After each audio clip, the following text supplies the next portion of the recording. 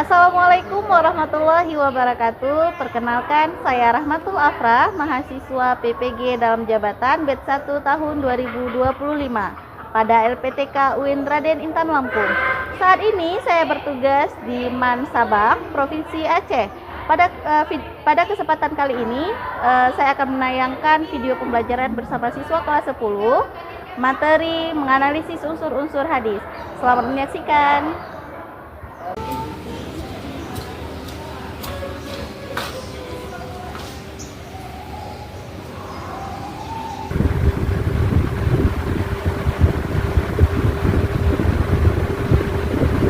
Baik, kepada ketua kelas, Gatwa silakan siapkan. Bersiap.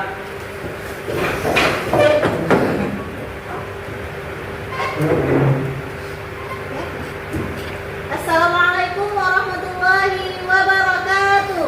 Waalaikumsalam warahmatullahi wabarakatuh. Kembali tempat, gerak. Silakan pimpin doa belajar.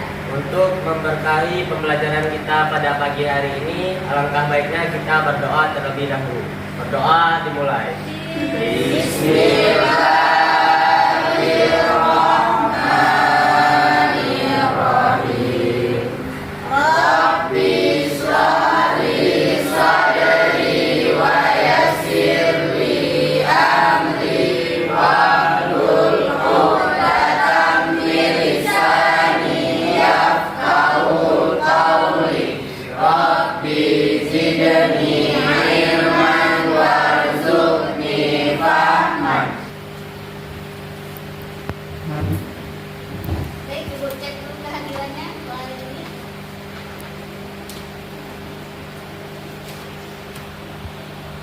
Atailah Fawas. Zid. Mana ada gambar?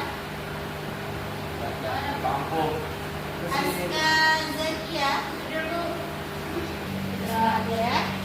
Baik, minggu sebelumnya kita sudah belajar ya tentang hadis, pengertian hadis, sunnah, khabar, dan aksar. Nah, ini masih berlanjut mengenai hadis ya.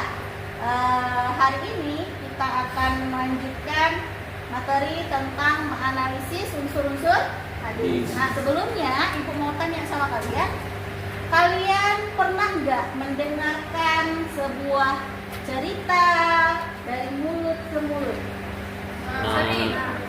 Ya, cerita yang berantai ya. Pastinya kalian ingin tahu kan sumber cerita tersebut dari siapa? Penasaran nggak? Misalnya sebuah informasi penting ya, kalian penasaran nggak sumber yang memberikan cerita berantai tadi itu sumbernya dari siapa ya? Pertama tadi ya kan? Penasaran siapa yang menyampaikannya dan orang yang seperti apa ya kan? Nah, juga dengan hadis. Nah, hadis ini adalah sesuatu yang berantai, yang sudah dari zaman dahulu disampaikan ya, dari mulut ke mulut. Nah, penting nggak untuk kita ngaji ulang? Penting nggak kita mengaji unsur-unsur hadis? Penting. Supaya apa? Supaya kita menganalisis hadis. Berapa penting sih kita belajar untuk menganalisis unsur-unsur hadis? Penting nggak bagi kalian? Penting, Bu. Penting. Nah, kenapa penting?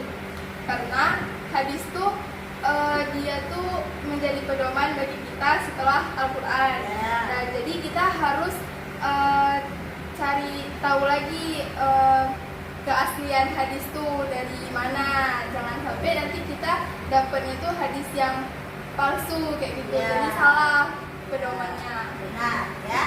Jadi kita harus menganalisis unsur-unsur hadis itu dari sana ya, dari awal sana sampai rawinya. Ini yang menjadi perawinya itu apakah dia orang yang sholih ya.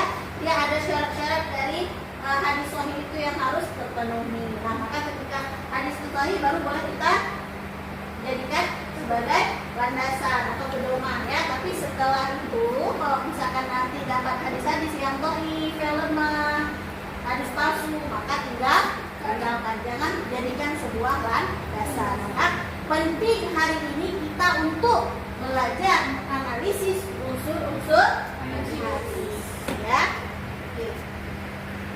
Oke, nah tujuan pembelajaran kita hari ini adalah menjelaskan pengertian sanad, ya, matan dan rawi. Kemudian menerapkannya, menggunakan sanad, matan dan rawi, dan membedakan mana matan, mana sanad, mana rawi, ya. Nah, semoga dengan kita belajar ini, ya, kalian dapat berpikir kritis, ya, kreatif, dan dapat mendorong kalian lebih bertakwa kepada Allah Subhanahu wa taala. Oke. Untuk selanjutnya, ya, mari sama-sama kita amati video berikut, ya. Silakan diamati, dipahami. Nanti jika ada hal-hal yang tidak dipahami, boleh ditanyakan setelah ibu tayangkan video, ya.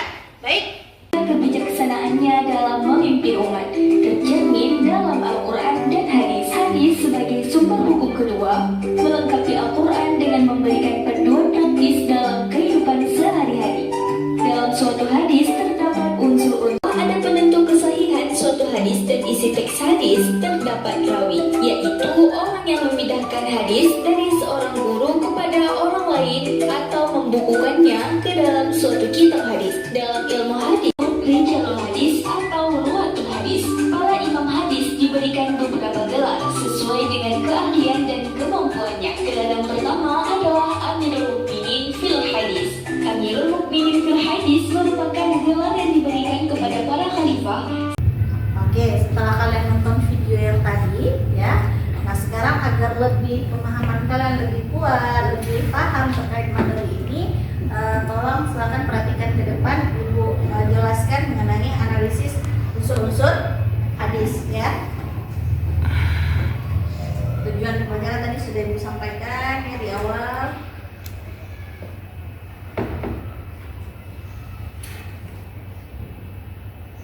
Oke, yang pertama ada sanad, ya, ada sanad, ada matan dan ada rawi. Ini merupakan unsur yang harus ada di dalam sebuah hadis, ya. Jadi di dalam sebuah hadis itu dia harus ada sanadnya, harus ada matannya, harus ada rawinya. Nah, yang pertama yang akan kita kupas mengenai sanadnya, ya. Mengenai sanad ada berasal dari kata sanada yang artinya penggabungan sesuatu ke sesuatu yang lain, ya. Kemudian sanad ini pegangan atau tempat sandaran, tempat berpegang yang dipercaya atau yang sah, sesuatu yang menjadi sandaran dan pegangan, ya. Secara terminologi adalah jalan yang dapat menghubungkan matan hadis, ya, sampai kepada Nabi Muhammad SAW atau rentetan perawi silsilah, ya. Nah, jadi sanad itu adalah mata rantai para perawi hadis, ya. Misal dari ibu sampaikan ke Najlah, dari Najlah sampaikan ke Salwa, ya. Salwa sampaikan ke Nizwa. Ini merupakan mata rantai. Kayak mana mata rantai itu? Rantai. Nah, begitu juga dengan hadis, ya, sampai kepada Rasulullah, ya. Yang paling akhir menerima hadis itu para rawi ini yang membukukan hadis, kan? Contohnya Imam Bukhari, Imam Muslim. Nah, dari yang terendah ini, ya, naik terus ke tingkatan berikutnya sampai kepada Rasulullah. Kalau kalian lihat contoh sanad, ya, kalian pernah mendengarkan hadis, kan? Pernah. Kalau yang lebih familiarnya itu kita kenal dengan kata-kata an, ya, an Abi Hurairah radhiyallahu anhu, ya. Oke, dari paparan ibu tadi ada yang belum dipahami? Ada yang mau bertanya terkait dengan penjelasan ini biar dijelasin kembali? Oke, Najlah. Bagaimana kedudukan sanad dalam membedakan hadis sahih sama hadis dhaif? Bagaimana kedudukan sebuah sanad, ya, dalam menentukan bahwa hadis itu sahih atau dhaif, gitu ya. Pertama ini kita jawab dulu yang dua ini ya. Untuk yang pertama tadi pertanyaan dari Najla terkait dengan bagaimana cara kita melihat sanad itu, Dhaif atau suatu hadis itu dilihat dari sisi sanadnya tergolong sahih atau dhaif, gitu ya. Dilihat dari sisi sanadnya kan. Oke, ada pertanyaan lagi? Tidak ada? Kalau tidak ada, kita berpencar membentuk 3 kelompok ya. Masing-masing sudah berada di kelompoknya masing-masing kan? Sama kawan kelompoknya. Nah, sekarang tugas kalian adalah ya, silakan buka Google Classroom. Ya, Ibu sudah berikan tugas di sana. Silakan dilihat ya, di analisis, kumpulkan sebanyak mungkin informasi terkait dengan tugas yang Ibu kirimkan di Google Classroom. Kemudian buatkan dalam bentuk presentasi di Canva ya.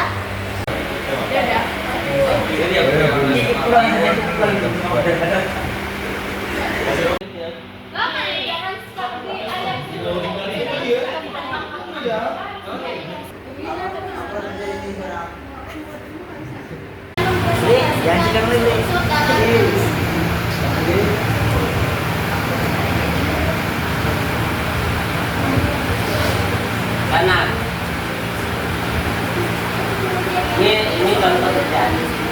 Sanad. Kedudukan sanad dalam hadis ini adalah rangkaian nama-nama riwayat yang menghubungkan matan hadis dengan Imam Bukhari atau perawi terakhir yang menghubungkannya.